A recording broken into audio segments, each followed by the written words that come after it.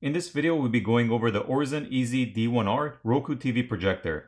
I'll also be taking it apart to have a look at the inside. If you're interested in seeing more videos like this, make sure you subscribe and click on the notification bell so you'll be notified once I upload a new video.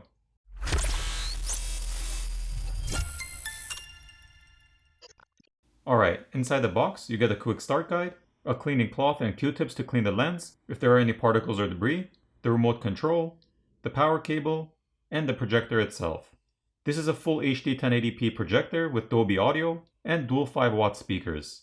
It features instant autofocus and keystone and supports Apple AirPlay, Siri, Alexa, and Google Home with dual band Wi-Fi and Bluetooth 5.2. With 280 authentic ANSI lumens, this should provide you with a nice and bright picture. Now this version, which is the D1R, has Roku built in, so you'll be able to log in and set up your Roku account right out of the box and start streaming your favorite content.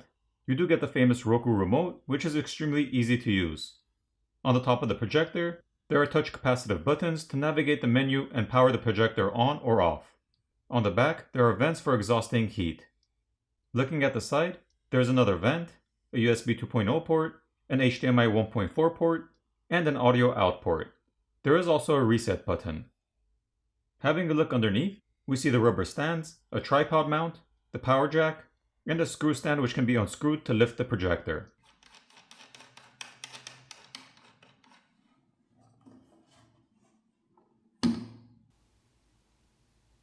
So jumping into some of the features, this has automatic image correction, which will focus and align the image for you. However, you can manually adjust the focus as well as the keystone if you wish. You can also zoom in or out depending on the size of the projection you want. This projector can display up to 200 inches in size, which is nice and large. This would work great for classrooms, work meetings or presentations, as well as home use for home theater setups and parties. If you're familiar with Roku, the menu and layout will be what you're accustomed to. And if you're new to it, then you'll easily be able to navigate and learn how to use it, since this TrueSmart projector is very user-friendly. The colors are nice and vivid, and the picture quality is great. You can watch movies or play games comfortably, even without a projection screen. With the 100% true 280 lumens and true 1080p resolution, you won't be disappointed. There is a built-in cooling fan to keep the system running smooth, which can get a bit loud when it's been on for a while, but it's not overwhelming. Especially when you have sound playing, it's not as noticeable. You can connect your smartphone and use Screencast or AirPlay to easily project your screen for others to see. Whether you want to have it in portrait or landscape orientation, you can easily do so by flipping your phone to its side. Now let's go ahead and take it apart and have a look at the inside. We'll need to start off by flipping it over.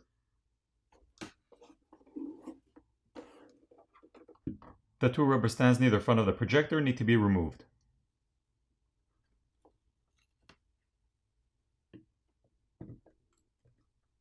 We can also unscrew and remove the lift-up stand.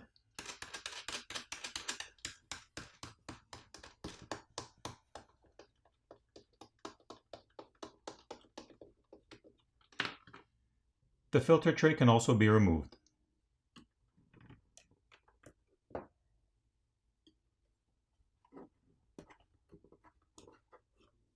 Here's a better look at the filter.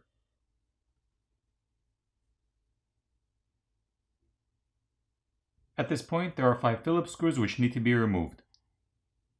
Now if there's any dust or debris inside of the lens, you would have to peel off the sticker in order to be able to clean the lens.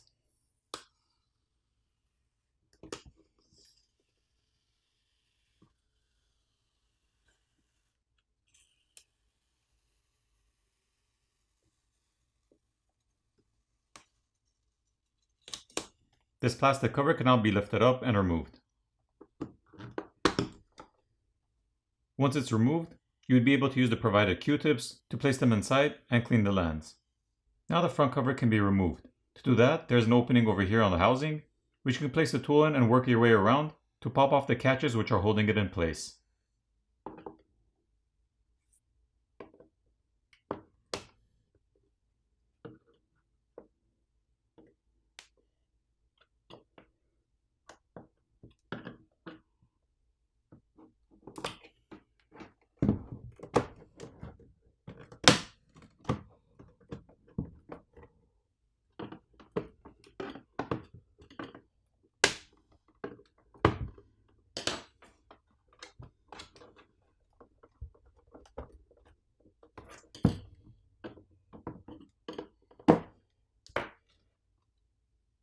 Here's a better look at the front cover.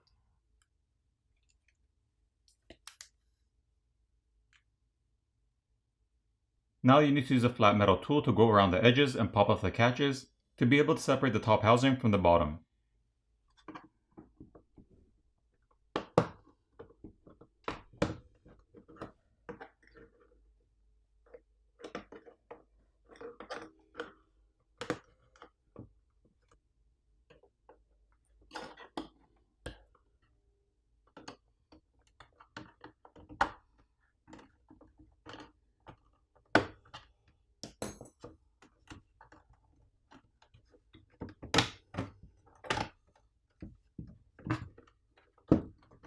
Now once the top is loose from the bottom, carefully lift it over, but be careful since there's still a cable attached underneath.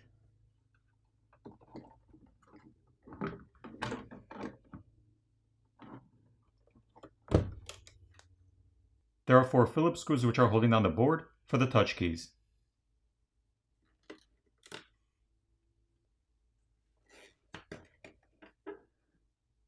Here's a better look at that board. There are a total of 16 LED lights to light up the keys. Here's a look at the other side. So taking a look at it with the cover removed, we can see the main board, this red and black cable which goes for the power jack, the dual speakers on the back, a heatsink and copper pipe assembly to help transfer heat, as well as the projector lens cover on the front and this motor over here which adjusts the picture. This board is for the sensors on the front, and this is the Bluetooth antenna. Let's start off by disconnecting the cables from the main board. These coaxial cables are for the antenna. Those can be disconnected by just popping them off. The gray one is for the Bluetooth antenna, and the black coaxial cable is for the Wi-Fi antenna.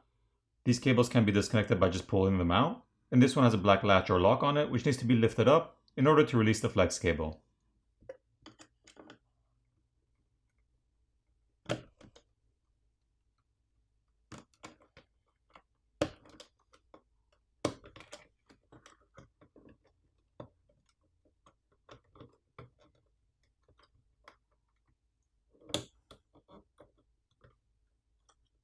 There are 4 Phillips screws which are holding down the main board. The main board can now be lifted over to disconnect the cables underneath.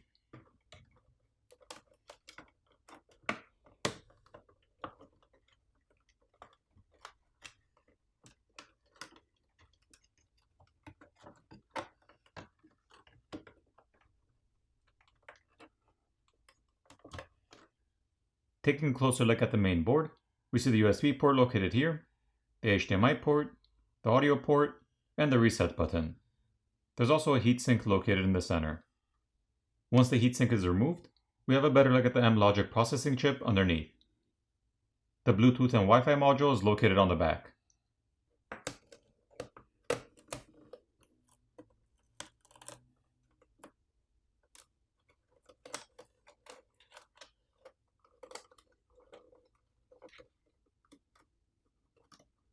There are 4 Phillips screws which are holding down the projector lens cover, and a single Phillips screw which is holding down the sensor board on the front.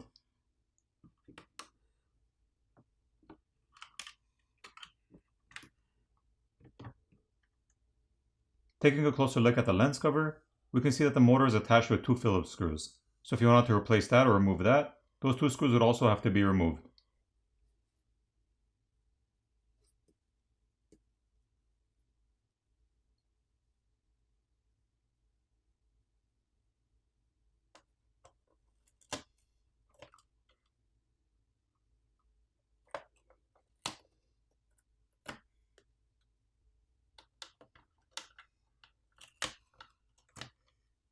These 2 power cables cannot be disconnected.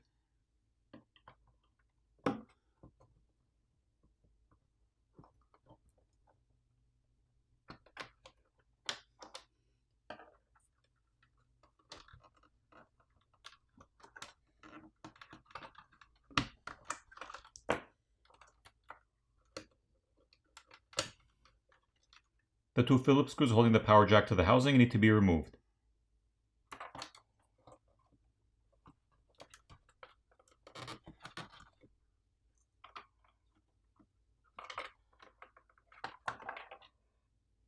"12 additional Phillips screws need to be removed.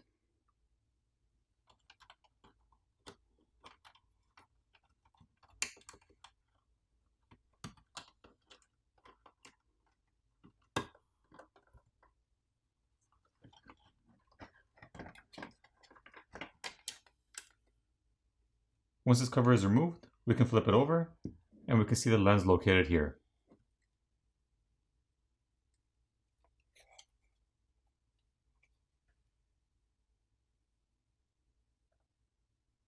This is the infrared or IR blaster.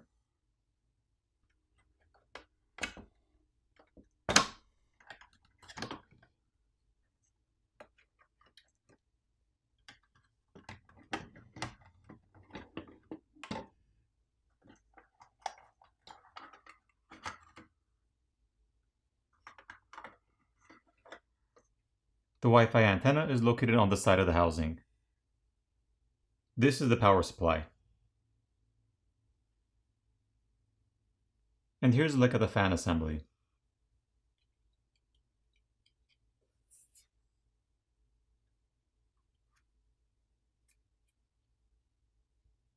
The light for the projector is directly incorporated with the copper heat pipes and heatsink to help transfer heat.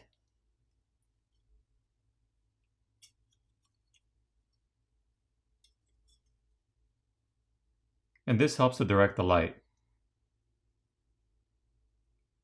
And these are the two filters which go in front of the light.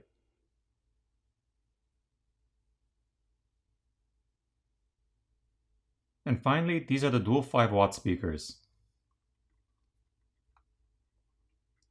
There is an opening on the back of the housing for the speakers, which helps with the bass and sound.